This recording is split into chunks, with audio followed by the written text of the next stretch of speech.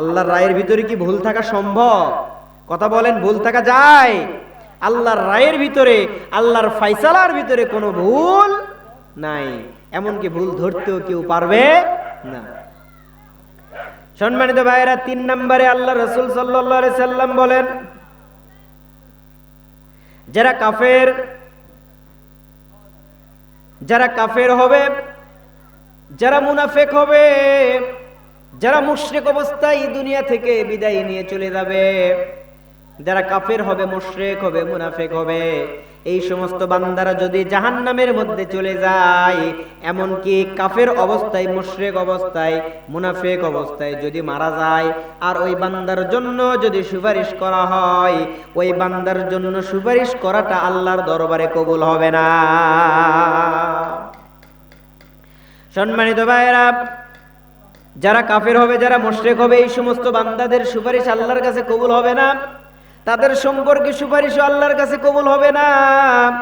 আমরা যে কাফের নই, আমরা যে মুশরিক নই, আমরা যে মুনাফিক নই, এর কি কোনো গ্যারান্টি আছে? আমি আপনাদেরকে এমন একটা তথ্য দিতে চাই, একটু নিজের জীবনের সাথে বাস্তবে মিলায়া নেন, দেখেন তো আপনি কাফের হয়েছেন না মুশরিক নাকি মুনাফিক।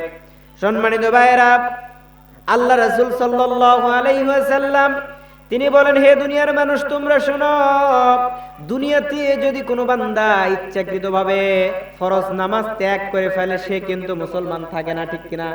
যদি ইচ্ছাকৃতভাবে নামাজ ছেড়ে দেয়, সে কিন্তু মুসলমান থাকে না। লাগাতার যদি সে নামাজ ছেড়ে দেয়, সে কিন্তু কাফের হয়ে যায়। সম্মানিত ভাইয়েরা, তাহলে আমাদের জীবদ্দশায় কত রাকাত নামাজ ছেড়েছি, আমাদের জীবদ্দশায় কত আমরা ওয়াক্ত নামাজ ছেড়ে দিয়েছি, এমনকি ফজরের নামাজ তো ওঠার আমাদের জন্য অনেক কষ্টকর হয়ে যায়। ফজরের নামাজের জামাতে তো মুসল্লির অভাব নাই, কিন্তু ভাইরা এই ফজরের জামাতে বাড়ির নামাজ পড়ার মুসল্লি নাই। এই যে সুন্দর একটা তাফসীর মাহফিল দিয়েছেন, এই যে মাস্টার সাহেব আমার বড় ভাই এখানে বসে আছেন, সম্মানিত ভাইরা, এই যে তাফসীর মাহফিল সুন্দর করে যারা আয়োজন করেছেন, এই সমস্ত যুবক ভাইদেরকে বলতে চাই, আপনারা এত সুন্দর তাফসীর মাহফিলের আয়োজন করেছেন, এটা একটা দিনের কাজ, সদকায়ে জারিয়া।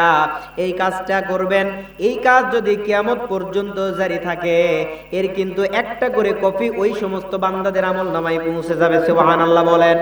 সম্মানিত ভাইয়েরা, এখানে যারা দান করবেন, এই সমস্ত বান্দাদের সওয়াবটা তার কবরে পৌঁছায় যাবে। এখন যদি এই আয়োজন যারা করেছেন, তারা যদি বেনামাজি হয়, এই আয়োজন যারা করেছে তারা যদি জিনাখোর হয়, এই আয়োজন তাফসীর মাহফিলের আঞ্জাম যারা দিয়েছে তারা যদি নিশাখোর হয়, এখন আপনারা বলেন তো, এই নিশাখোর, এই বেনামাজি, এই জিনাখোর এমন সুন্দর একটা আয়োজন দিয়েছে, তার কোনো লাভ হবে? কারণ সে তো নামাজ পড়ে না, শুধুমাত্র কোরআনের আলোচনা শুনলো, এক কান দিয়ে শুনবে আর এক কান দিয়ে বের করে দিবে। রাতের বেলা সে ঘুমাইবে তাফসীর মাহফিল শোনার পরে, রাতের বেলা ঘুমানোর পরে ফজরের নামাজে ওই মুসল্লিকে খুঁজে পাওয়া যায় না, ঠিক কিনা? সম্মানিত ভাইয়েরা, ফজরের নামাজের মুসল্লি তো খুঁজে পাওয়া দূরের কথা, এমনকি বাড়ির মধ্যেও সে একাই নামাজের জন্য দাঁড়ায় না। এত কষ্ট করে তাফসীর মাহফিলের আয়োজন করে কিসের লাভ, যদি আপনি নামাজি আদায় করতে না পারেন? এই জন্য আল্লাহ রাব্বুল আলামিন বলেন, ওই সমস্ত ব্যক্তিদেরকে ধরা হবে যারা দিনের কাজ করার জন্য অগ্রসর কর্মী ছিল, দুনিয়াতে দিনের কাজ করার জন্য এগিয়েছে, কিন্তু আল্লাহর ফরজ কাজকে বাদ দিয়ে, ফরজ আমলকে পরিত্যাগ করে ওই বান্দারা শুধুমাত্র কেবলমাত্র নিজেকে সমাজের মানুষের কাছে ভালো পরিচিতি লাভ করার জন্য কাজগুলি করেছে। আল্লাহ তাআলা বলেন, এই রিয়াযুক্ত কাজ, এই লৌকিকতা, লোক দেখানো কাজকে আমার দরবারে কখনো কবুল হবে না। সম্মানিত ভাইয়েরা, আল্লাহ রাব্বুল আলামিন পবিত্র কুরআনুল কারীমের সূরা জুমারের 44 নম্বর আয়াতের মধ্যে বলেন, قل لله الشفاعة جميعا له ملك السماوات والأرض ثم إليه ترجعون। পড়েন আল্লাহু আকবার।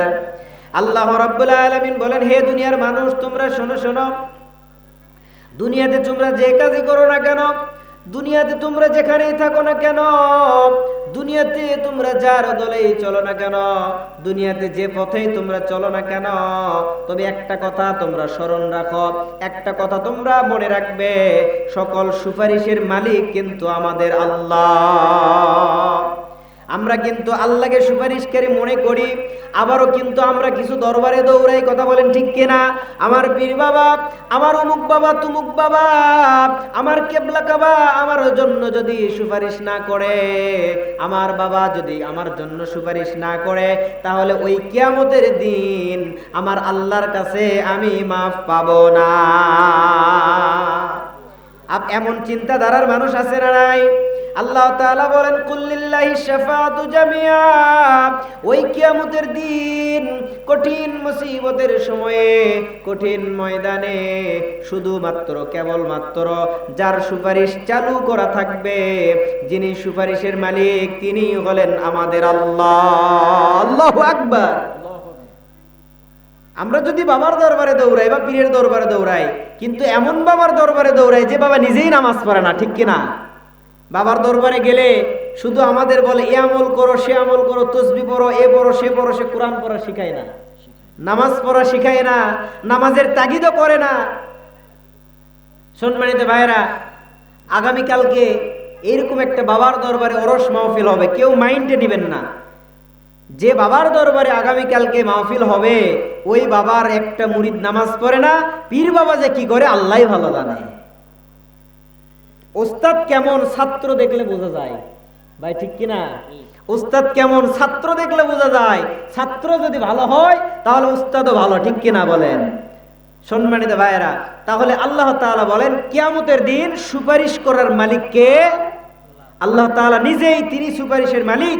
তিনি যদি কাউকে অনুমতি দেয়, তিনি যদি কাউকে পারমিশন দেয়, তাহলে ওই ব্যক্তিই শাফাআত করার অনুমতি পাবে, এছাড়া আর কেউ অনুমতি পাবে না, কথা বলেন ঠিক কিনা? তাহলে অনুমতি কারা পাবে, তাদের পরিচয় সম্পর্কে আমরা সামনেতে আলোচনায় জানবো ইনশাআল্লাহ। আমরা আসতেছি সামনের দিকে। কারা অনুমতি পাবে?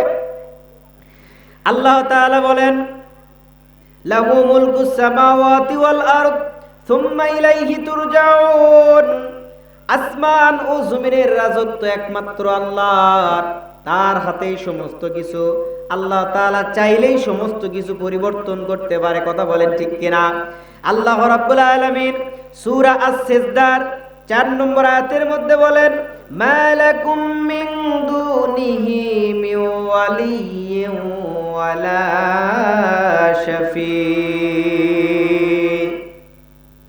আল্লাহ তাআলা বলেন হে দুনিয়ার মানুষ, তোমরা শোনো শোনো, তোমরা কথাগুলি মনে রাখো। আল্লাহ রাব্বুল আলামিন পবিত্র কোরআনুল কারীমের মধ্যে সুন্দর করে ইরশাদ করেন হে দুনিয়ার মানুষ তোমরা শোনো, কিয়ামতের দিন কঠিন মুসিবতে শুধুমাত্র কেবলমাত্র একজনেই, যিনি হলেন তোমাদের আল্লাহ, ওই আল্লাহ ছাড়া তোমাদের কোনো অভিভাবক থাকবে না। সুবহানাল্লাহ। শুধুমাত্র অভিভাবক হিসেবে থাকবেন যিনি, চিল্লায়ে বলেন তিনি কে? ওই আল্লাহ আমাদের অভিভাবক হিসেবে থাকবেন, কবরে আমাদের জন্য অভিভাবক হিসেবে থাকবে, এই দুনিয়াতে ইহকালে আমাদের জন্য ওই আল্লাহ অভিভাবক হিসেবে থাকবেন। ওই আল্লাহ যদি আমাদের অভিভাবক হিসেবে দুনিয়াতে থাকে, ওই আল্লাহ যদি আমাদের জন্য সুপারিশকারী হিসেবে, অভিভাবক হিসেবে যদি কবরে আমাদের জন্য থাকে, এখন আপনারা বলেন ওই আল্লাহ যদি আমাদের জন্য সাহায্যকারী, সুপারিশকারী হিসেবে যদি হাসরের ময়দানে থাকে, তাহলে আমাদের আর কোনো ভয় আছে? একটু জোরে বলেন, ভয় আছে নাকি? ওই আল্লাহ যদি আমাদের জন্য সাহায্যকারী হিসেবে থাকে, আল্লাহ তাআলা বলেন লাকুম মালাকুম মিন দুনিহি মিন ওয়ালিয়্যিন ওয়ালা শাফি। হে বান্দা, তোমাদের জন্য সাহায্যকারী আর সুপারিশকারী আমি আল্লাহ নিজেই থেকে যাব। আল্লাহ রাব্বুল আলামিন সূরা বাকারার 255 নম্বর আয়াতের মধ্যে বলেন, আয়াতটা কিন্তু আমাদের সবার জানা, আয়াতুল কুরসি। এই আয়াতুল কুরসির মধ্যে আল্লাহ রাব্বুল আলামিন বলেন মান যাল্লাযী ইয়াশফাউ ইনদাহু ইল্লা বিইযনি। আল্লাহ তাআলা বলেন কে এমন আছে, কে এমন আছে যে তার অনুমতি ছাড়া, আল্লাহর অনুমতি ছাড়া কেউ সুপারিশের কাঠগড়ায় দাঁড়াইতে পারে?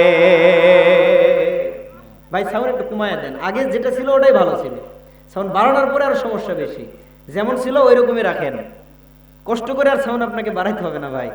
তাহলে কিয়ামতের দিন আমরা দুইটা বিষয় পেলাম। কিয়ামতের দিন সাহায্যকারী হিসেবে যিনি থাকবেন তিনি কে? সুপারিশকারী হিসেবে যিনি থাকবেন তিনি কে?